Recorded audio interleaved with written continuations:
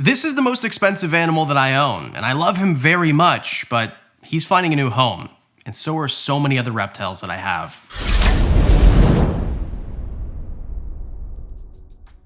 What I see a lot of in the hobby is people that get too many animals or a lot of animals and they hold on to them for sentimental value or because maybe I'll need it for a rainy day, and this is where it borders on hoarding behavior. So we'll talk about the difference between the two, but what I am not is a hoarder, and I know when it's time to let go. I remember watching videos like this 6 years ago and thinking, how do people get this many reptiles in the first place? How do you even get enough reptiles that you have to start getting rid of them because it just doesn't make sense to have that many? And the answer is really easily, actually. It's surprising. It doesn't take very long to amass so many animals that you look around when you take a step back and think, holy cow. Holy cow! This is too many. Now, to clear something up, I am not a hoarder. I don't have too many animals for me to take care of. The reason that I'm rehoming some of the animals is completely different. And the reason I'm rehoming a very close to my heart species, a pair of animals that I love very much, is a good reason, and I think an acceptable reason as well. So how did I get so many? Well,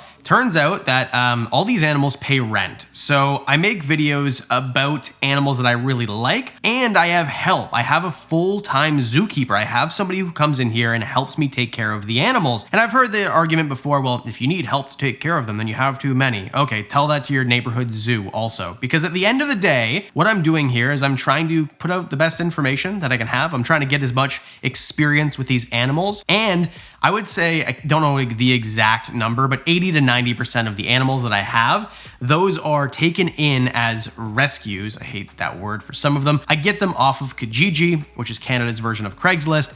Generally, they're in really bad conditions, and I take them in and give them really good conditions. For example, my monkey tails, I don't want to say who I got them from, but they were in a situation where they were in a tub. I mean, this is the biggest skink in the entire world, and they were in a tub. And then I got them, and I put them in a big 4x4 foot enclosure. And I tried to breed these animals, and that is the reason that I'm going to rehome them, because I have somebody in mind, or someone who they're actually sold to, they're shipping out tomorrow, that knows how to breed monkey tail skinks. They've bred them before, they've had success, and I haven't. I've had these animals for 3 years, and I've not been able to get this pair to breed, even though they've both bred before. So what does this mean? Does this mean I'm a bad monkey tail skink breeder? Yes, exactly. I can't figure out how to get them to breed. They're great weight, they look really good, they have the perfect temperament in terms of, you know, their attitude and their behavior. There's nothing wrong, I don't think, with my setup, but clearly I'm not cycling the lights properly, or maybe there needs to be a temperature drop that I don't know of, maybe need to change their diet.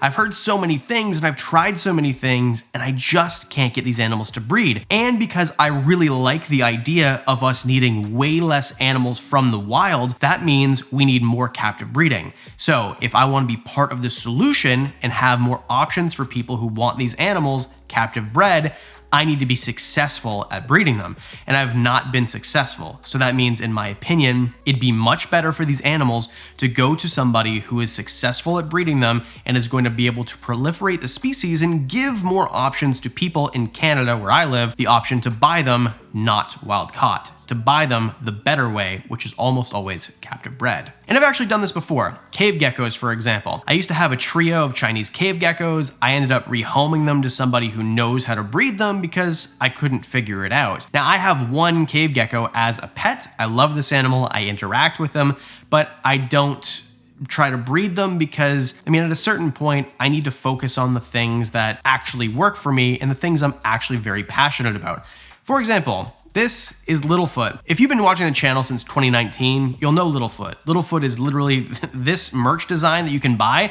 This is Littlefoot. It's literally a picture of Littlefoot cartoonized. Cartoonerized? You know what I'm trying to say. I've had this animal forever. She lives in an enclosure. She doesn't live in a bin. I love this animal. And I do breed leopard geckos, or I should say did breed leopard geckos, but I'm getting rid of all of my breeding projects too. I'm gonna keep Littlefoot. I'm going to keep Cheech as well because that was my first leopard gecko. I've had that gecko for 14 years. All of the breeding project, I'm just done. I have no interest in breeding the leopard geckos. I breed them, they do sell. It doesn't make me a ton of money. It basically gives me enough money to pay for the hobby, let's say. But I think there's so many leopard gecko breeders out there, and my efforts are best put into hognose snakes and Fiji banded iguanas, which we'll get into a second, and things that there's not enough breeders of and there's more demand than there is supply. So the reason I had so many animals is because I bought all these breeding projects over the years, over the course of, well, I mean, before the channel even. So let's say 15 years, or maybe even more if I really think about it, where I wanted to breed things and I wanted to be part of the solution. I wanted to help, but I didn't realize that, I mean, some of these just take more effort than I'm personally able to give. And even though I have someone I've hired, that person's job is mostly to take care of the animals and make sure they're in really good condition and have the best lives, where it's on me to do the breeding of the projects. So for that reason,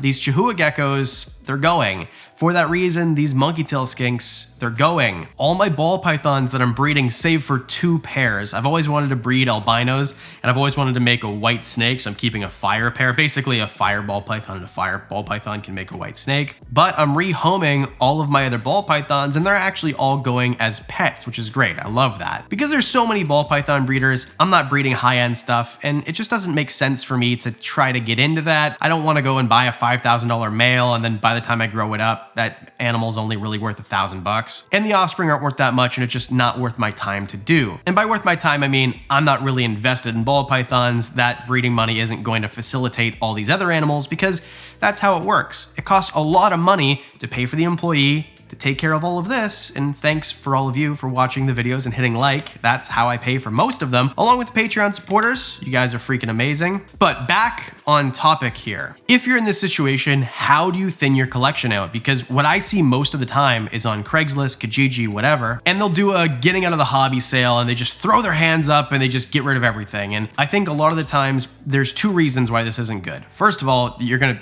never get your money back, right? And it's gonna leave a bad taste in your mouth more than the money. I mean, money is not my primary driver. I promise you, I don't get bit on camera. I don't have venomous snakes. I don't have all these things that create all these views. However, we're humans and money matters, and we're trying to take care of ourselves and our families. So try to get as much of your money back as possible. Don't gouge people, obviously, but don't just sell your entire collection for $1,000 and just be done with it. Also, when you get rid of a lot of stuff like that, oftentimes, not everybody, and I'm not saying that if you buy a collection, you're a bad person or anything, but oftentimes, sorry, there's a Burmese python just being so loud. I'm keeping him. I love that animal. Oftentimes, people who buy entire collections, they have been in the industry and they're gonna maybe try to flip those animals on you, and they just have a little bit more patience than you do, or that's their business model. So I recommend try to sell the animals to really good homes and vet all the people. And I know that it's easy to say, well, this guy does it for a living. I have a real job, and I get it. It's difficult. It takes a lot of time. I totally understand. So what am I gonna do? I'm going to try to sell, basically everything is available. If you want, message this Instagram right here. Dude, you're so loud. And my lovely wife, Trish, will take care of all of your inquiries. So now this video comes out on October 3rd, and our baby is being born on October 2nd. So maybe give it a few days. We'll be back to you shortly, and we have got some Chahoua geckos and things like that we're trying to rehome. And in general, I'm just trying to make the collection, and I know a lot of people hate that word collection, but menagerie, whatever you want to say, just the animals that I plan to breed because I think it's good for the hobby to breed those animals, or the ones that I personally interact with all the time because I really, really love. And I'll admit, I think I did get, not in over my head, they all have, you know, great lives and taken care of, there's just some things that I have that I'm not really interested in, like the Cuban false chameleon, for example. I bought that as a pair. The male ended up killing the female in breeding, which is really common for the species, and just it left a bad taste in my mouth. I don't want to get another female, and I'm rehoming the male. So if you're in Canada, like, shoot to Instagram. Even things like my big Burmese python Lightning, I'm selling this animal just because it's difficult to find buyers for snakes that are that big, and I love this. This actually makes me so happy because what I'm trying to do in these videos is explain a lot of the times why some pets are bad for most people, and Burms are bad for most people. I mean, most people shouldn't have a snake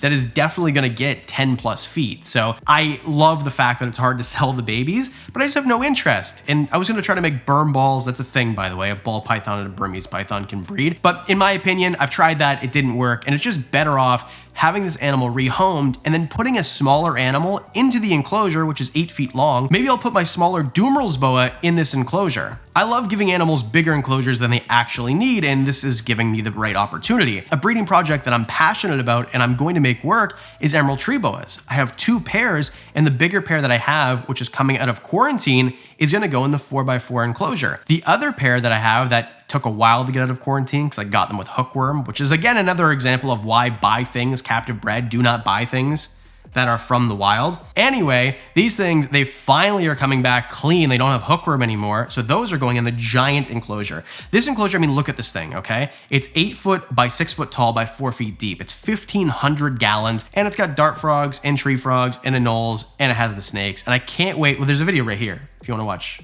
what I used to have in it, but also I'm gonna make another video if you want. Let me know in the comments. So if you have too many animals, does that make you a bad person? No.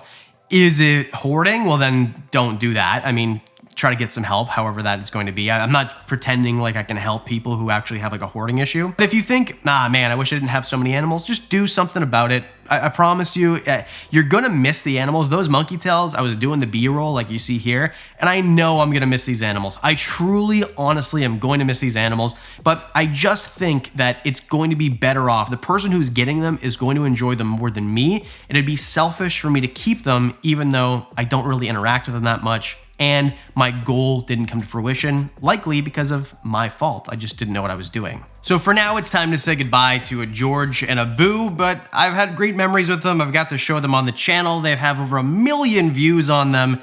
And I wanted to say thanks to, well, these animals. They're amazing and they're fantastic, but it's time to find them a new home. They're shipping out later on today. If you guys want to see more of the animals that we kept, more of the animals that we're rehoming to forever homes, let me know in the comments section below. And please hit like and subscribe while you're down there. Let me know what you think about this video. And as always, thanks to the Patreon supporters. You guys get videos early, discounts on merch, all that and more for as little as $1 a month. And that's it. I do videos twice a week, so I'll see you in the next one.